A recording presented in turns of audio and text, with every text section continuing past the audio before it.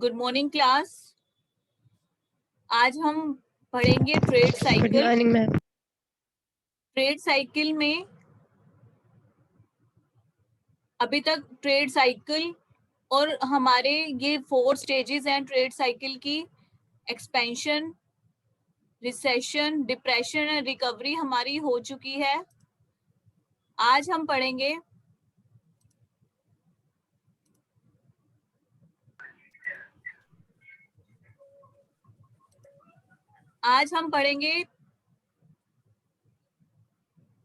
Theories of trade cycle. ठीक है, आज हम पढ़ेंगे theories of trade cycle. Theories में क्या है कि डिफरेंट डिफरेंट अजम्पशन बताई गई है, डिफरेंट डिफरेंट थियोरीज दी गई है डिफरेंट डिफरेंट राइटर्स ने कि ट्रेड साइकिल किस वजह से होती है, ये जो फेजेस आते हैं ये किस वजह से आते हैं। ठीक है,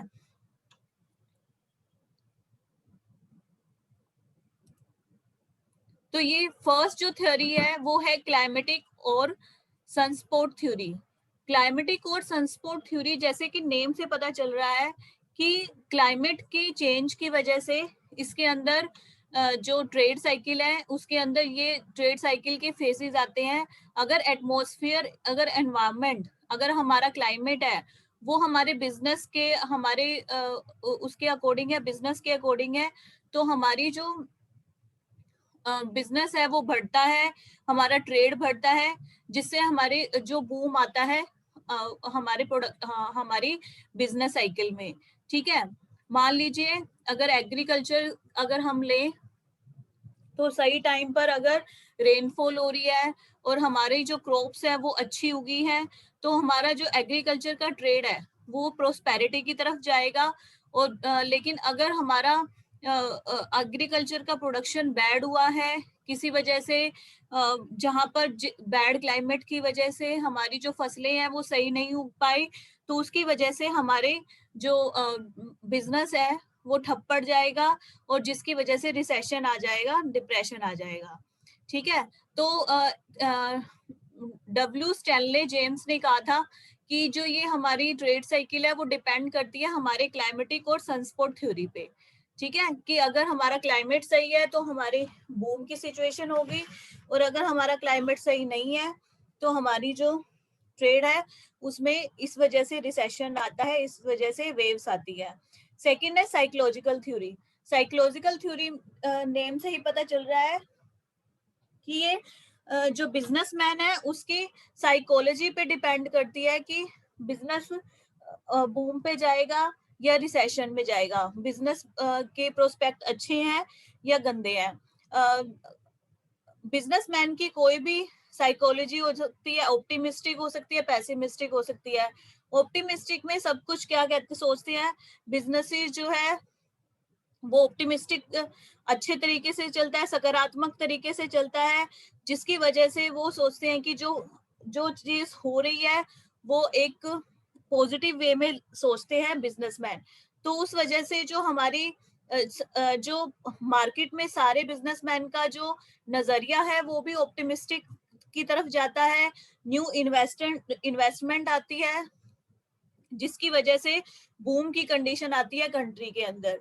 लेकिन वहीं अगर बिजनेसमैन है, अगर उसका जो नजरिया है वो पेसिमिस्टिक है, तो वो उसकी वजह से क्या होता है, जो सभी मार्केट के अंदर जो बिजनेसमैन है उनका जो नजरिया है वो भी पेसिमिस्टिक हो जाएगा, वो भी न्यू इन्वेस्टमेंट करने से डरेंगे, वो भी रिस्क लेने से डरेंगे, जिसकी वजह से नया प्रोडक्ट मार्केट में लॉन्च होने से कतराएगा, जिससे कंट्री के अंदर एक रिसेशन की स्थिति उत्पन्न होती है। तो ये कह रहे हैं कि जो ट्रेड साइकिल है, जो ये राइटर्स दे रखे हैं जेएस मिल और मार्शल पिगू, ये लोग कहते हैं कि साइकोलॉजी की वजह से ट्रेड साइकिल आते हैं। थर्ड है थ्योरी ऑफ इनोवेशन। इसमें जो राइटर है उन्होंने इनोवेशन और इन्वेंशन में डिफरेंस बताया हुआ है।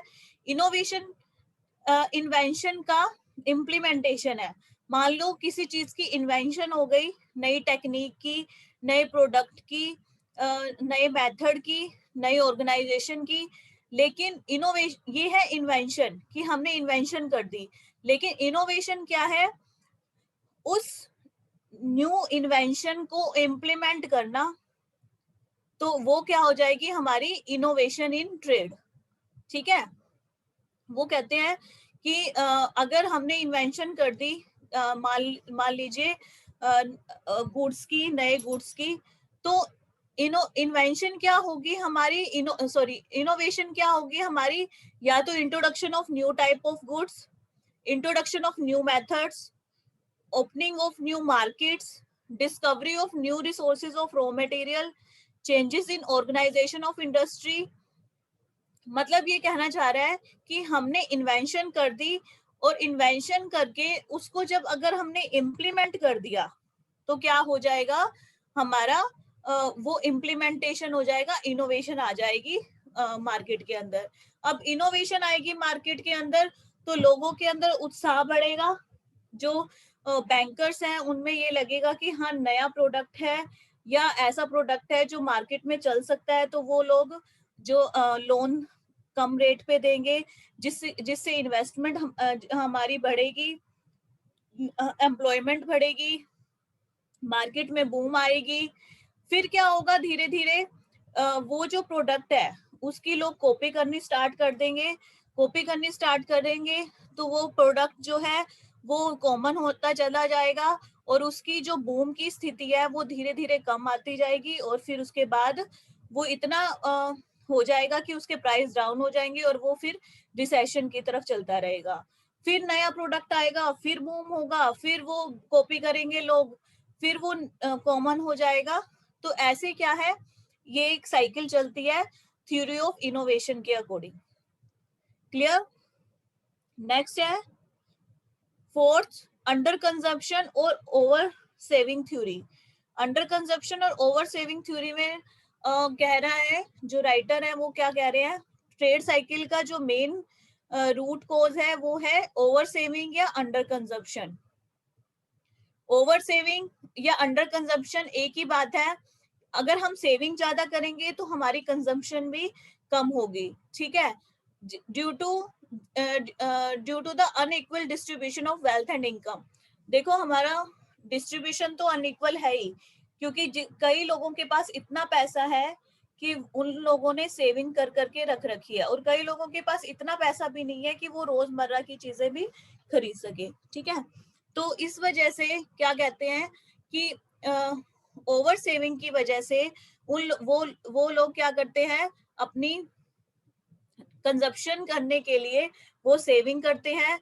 तो जो लार्ज इनकम है वो जो बड़े बड़े लोगों के पास चली जाती है, जिससे जो मार्केट के अंदर जो डिमांड है प्रोडक्ट की वो यही लोग करते हैं, यही लोग बूम में लाते हैं। लेकिन दूसरी तरफ से क्या होता है, जो मिडिल क्लास पीपल होते हैं, लोअर क्लास पीपल होते हैं, उनके पास अनइक्वल डिस्ट्रीब्यूशन की वजह से उनकी कंजप्शन कम हो जाती है, और वो क्या करते हैं, जो लार्ज इनकम वाले पीपल है, एक बार बूम ला देंगे, थोड़ा थोड़ा टाइम तक बूम चलेगा, लेकिन मेनली क्या है, मिडिल क्लास और लोअर क्लास के ग्रुप के पीपल है, उनके पास इनकम ही नहीं होगी, तो वो कैसे कंज्यूम करेंगे, कैसे परचेजिंग करेंगे।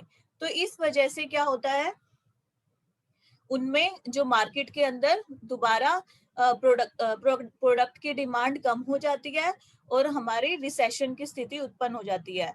तो वो क्या होगा, ये होगा अंडर कंजप्शन और ओवर सेविंग थ्योरी की वजह से। फिर है purely monetary theory. Professor H G. Hawtrey ने क्या कहा है, ये एक प्योरली मॉनिटरी थ्योरी है।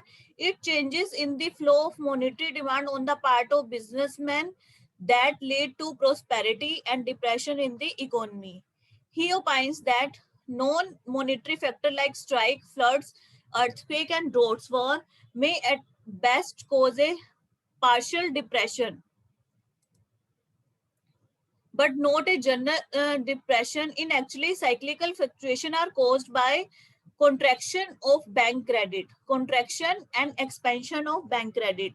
देखो पहले भी बताया था, अगर मॉनेटरी पॉलिसी, अगर हमारा जो बैंक क्रेडिट है उसका एक्सपेंड हो जाता है, मार्केट के अंदर मनी का फ्लो ज्यादा हो रहा है, तो क्या होगा, जो उनकी डिमांड ज्यादा हो जाएगी प्रोड्यूसर्स वगैरह की, और वो इन्वेस्ट ज्यादा कर पाएंगे, और वो उसकी वजह से फुल एम्प्लॉयमेंट भी होगी और मार्केट के अंदर बूम की स्थिति भी होगी। लेकिन अगर उन्होंने रिड्यूस कर दिया, कॉन्ट्रैक्ट कर दिया बैंक क्रेडिट को, तो जो रेट ऑफ इंटरेस्ट है वो रेज हो जाएगी, और उसी वजह से उन लोगों की जो परचेजिंग पावर है वो कम हो जाएगी, इन्वेस्टमेंट नहीं कर पाएंगे, जिससे वो क्या होगा, डिप्रेशन की स्थिति आ जाएगी। तो ये होती है, ये था मॉनेटरी थ्योरी के अकॉर्डिंग ट्रेड साइकिल। ठीक है, फिर उसके बाद है ओवर इन्वेस्टमेंट थ्योरी। ये किसने दी थी, डॉक्टर एफ.एच. हाइक ने। उसने क्या कहा था, trade cycle are caused by shortening and lengthening of the process of production which are result of the expansion of money supply leading the market rate of interest to decline below the natural equilibrium rate of interest. The theory says that trade cycle is a fluctuation in the rate of investment related to the rate of saving. Business cycle take place due to investment exceeding voluntary saving. क्या कह रहा है, investment exceeding voluntary saving. The economy will be equilibrium when the rate of interest is such that the volume of the investment is equal to volume of saving.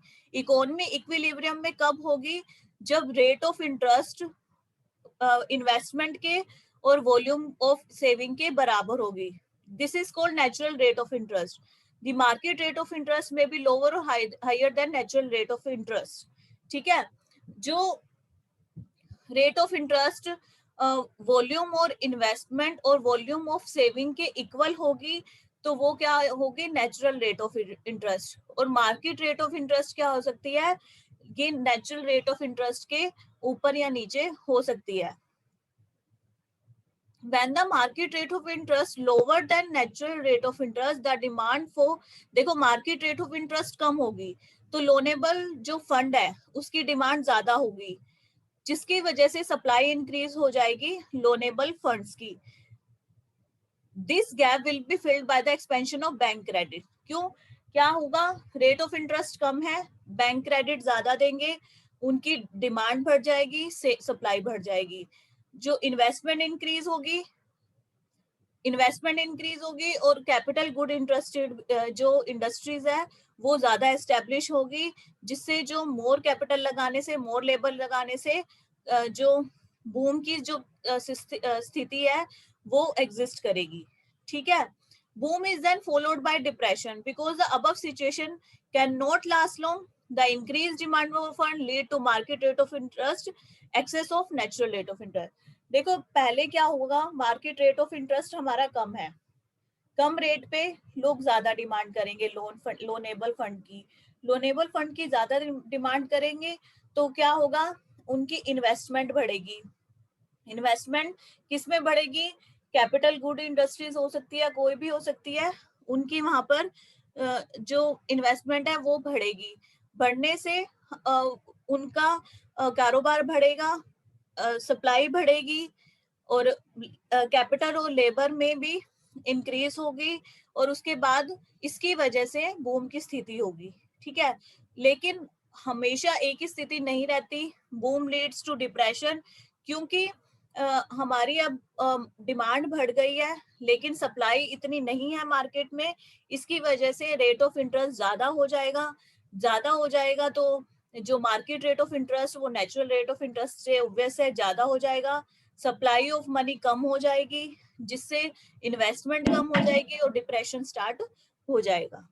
तो ये क्या हो जाएगी, ये एफ.एच. हाइक ने बोला है कि over investment theory is the base of trade cycle. फिर उसके बाद है ओवर प्रोडक्शन और कंपटीशन थ्योरी. ओवर प्रोडक्शन और कंपटीशन थ्योरी क्या होती है, this theory has been put forward by socialistic mind economy.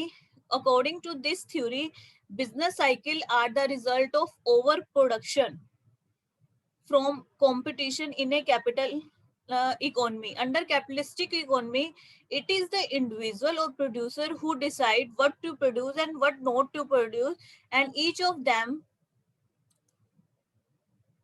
is capture as much market as they possibly can. And in the end, where each producer tries to go ahead of other. ठीक है? These conditions become over flooded with a large stock of the commodity. This tendency is all the more during period of prosperity when prices show an upward trend and profits swell. Goods produced are more than dictated by the actual demand. As there is an increased demand for factor of production, this raise the cost. This happen on the base of production. On the side of consumption, more production, there is a fall in price due to competition. Some firm continue production even under this. Mainly क्या है, over production करते हैं, ठीक है. Over production की वजह से capitalistic economy में क्या होता है, जो वो बेचना चाहते हैं वो ही बनाते हैं, उतना ही बनाते हैं जितना उनको चाहिए होता है. ओवर प्रोडक्शन होता है. अगर उनको ज्यादा प्रॉफिट दिखाना है तो वो अपने स्टॉक में रख लेते हैं अपने प्रोडक्शन को, ठीक है. और ये शो करते हैं मार्केट के अंदर की गुड्स नहीं है, और उसकी वजह से ज्यादा प्राइसेस लेते हैं. लेकिन अगर उनको कंपटीशन से अगर उन्हें कंपटीशन जीतना है तो वो क्या करेंगे, ओवर प्रोडक्शन दिखाएंगे, अपने रेट्स डाउन कर देंगे, ठीक है. तो रेट्स डाउन करेंगे तो कंजम्पशन जो है हमारी बढ़ जाएगी कंजम्पशन पॉइंट ऑफ व्यू से. और जो प्रोड्यूसर करना इस कंपटीशन की स्थिति में जो रुक पाएंगे वो रुक जाएंगे, नहीं तो वो आउट हो जाएंगे, ठीक है. तो ये भी जो ओवर प्रोडक्शन और कंपटीशन थ्योरी है, ये भी एक ट्रेड साइकिल का अप एंड डाउन लाने के लिए सिचुएशन है, ठीक है. आगे Keynes theory of business cycle.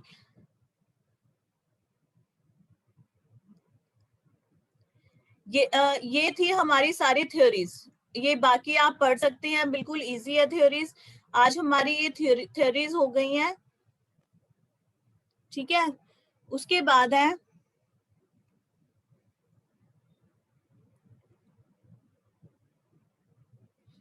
Methods to control trade cycle. देखो मेथड्स क्या कंट्रोल करने की क्या है. अगर बूम की सिचुएशन है तो कैसे कंट्रोल करना है, अगर डिक्लाइन की सिचुएशन है तो कैसे कंट्रोल करना है.